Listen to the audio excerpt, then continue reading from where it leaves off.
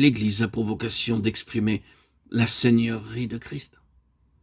Quand nous considérons le Nouveau Testament, nous sommes conscients d'un double développement. Premièrement, Dieu est là, présent, dans la personne de son Fils, Jésus-Christ. Son nom est Emmanuel, Dieu avec nous. Et tout ce qui concerne sa personne se rapporte à Dieu également, de manière toute personnelle. Il déclare que son corps physique est le temple de Dieu. Après cela, par sa mort, sa résurrection, son ascension, il est revenu dans la personne du Saint-Esprit en choisissant de résider dans l'Église qui est son corps. Les choses alors se sont réalisées quasi spontanément procédant des intelligences du monde spirituel, non seulement parce que certaines doctrines étaient prêchées, mais à cause de cette divine présence. Il y a des intelligences conscientes qui nous environnent derrière les hommes et les nations, et le conflit a commencé non pas à cause de ce que peut déclarer le peuple de Dieu, mais parce qu'il est là.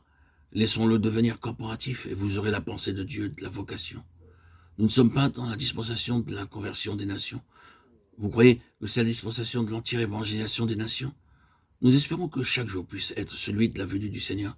La moitié de ce monde n'a même jamais entendu le nom de Jésus après 2000 ans. Le Seigneur peut venir cette nuit, le monde devrait-il d'abord être évangélisé avant sa venue? Il n'est pas dit de tenir ferme, car sinon l'évangélisation faiblira. Faisons-le, et autant que faire se peut, mais souvenons-nous que le Seigneur nous a donné sa définition de cette dispensation. Cette bonne nouvelle du royaume sera prêchée dans le monde entier pour servir de témoignage à toutes les nations. Alors viendra la fin, Matthieu 24, 14. C'est la dispensation du témoignage. Lisons dans le Nouveau Testament, il est dit « Leur voix est allée par toute la terre », Romains 10, 18. Le monde de l'époque a été touché, mais le monde s'est fortement accru depuis lors. Que s'est-il passé à cette époque? Le Seigneur a planté des embryons, des représentations corporatives de son Église, premièrement dans une nation, puis dans une autre, et à cause de leur présence, le conflit a éclaté.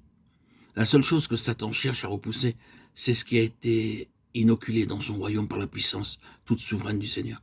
Il veut la rejeter, il veut le briser, le disloquer, cherchant à le corrompre, dressant ceux qui forment cette tête de pont les uns contre les autres, créant des divisions, détruisant toute manifestation de l'absolue souveraineté de Christ, cherchant à la neutraliser, à l'extirper de son propre royaume. Le royaume de Satan agit de cette manière. C'est comme s'il disait, tant que cette chose est ici, nous ne pouvons pas être forts, tant qu'elle est là, notre royaume est divisé. Il n'est pas unifié. Allons et combattons pour consolider notre royaume. L'objectif de Dieu, c'était d'obtenir au milieu des nations une expression corporative de la seigneurie de son Fils, afin d'avoir sa place ici. Je ne dis pas que nous devons cesser de prêcher, nous devons le faire, témoigner, attester, mais ce qui est essentiel, c'est que le Seigneur puisse être là. Il y a des moments, et cela peut être confirmé par beaucoup de serviteurs de Dieu, oh, vous ne pouvez pas prêcher, vous ne pouvez rien faire sauf tenir ferme là où vous êtes, en demeurant en contact avec le ciel.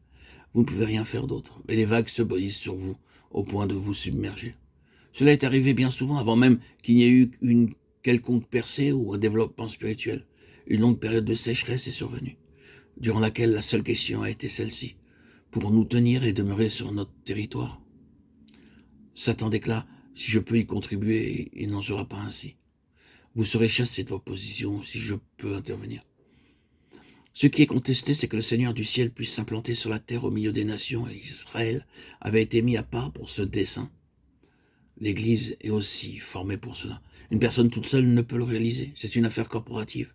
C'est deux ou trois plus. Il y en a et mieux c'est pourvu qu'il y ait ce facteur de l'unité, un seul œil. Si d'autres motivations et des intérêts personnels se manifestent, ils détruiront tout. Combattez-vous seul dans cette bataille? Vous avez besoin de coopération, d'un appui corporatif pour vous aider dans le combat afin de tenir votre position. Prenez garde, l'ennemi vous détournera s'il le peut. Prêchez si vous le pouvez, mais si vous ne pouvez pas, cela ne signifie pas pour autant que vous devez abandonner la place. Jusqu'à ce que le Seigneur vous dise, je ne peux rien faire ici. Vous devez tenir ferme. Ne connaissons-nous pas les terribles pressions de l'ennemi pour nous détourner?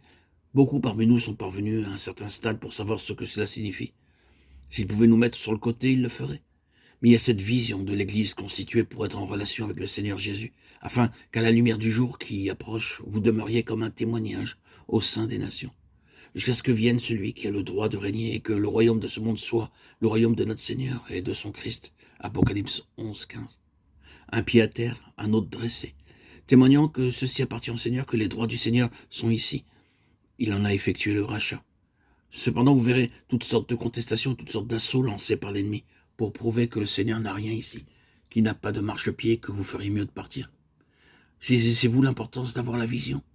Vous pouvez agir à cause d'un moment d'exaltation, mais cela ne durera pas.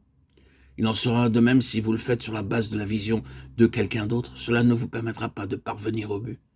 Vous devez être comme cet homme, Paul, et tous ceux qui ont enduré, comme voyant celui qui est invisible. Parce qu'ils l'ont vu, ils sont demeurés continuellement au bénéfice de cette vision, et la lumière est allée toujours grandissante.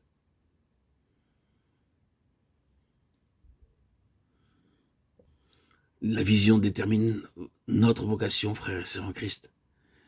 Si tout cela est simple et élémentaire, c'est néanmoins fondamental. L'avez-vous saisi? L'avez-vous intégré? L'avez-vous compris? Si vous avez la vision, alors votre vocation est sous vos yeux. Vous pouvez marcher selon le plein dessein de Dieu.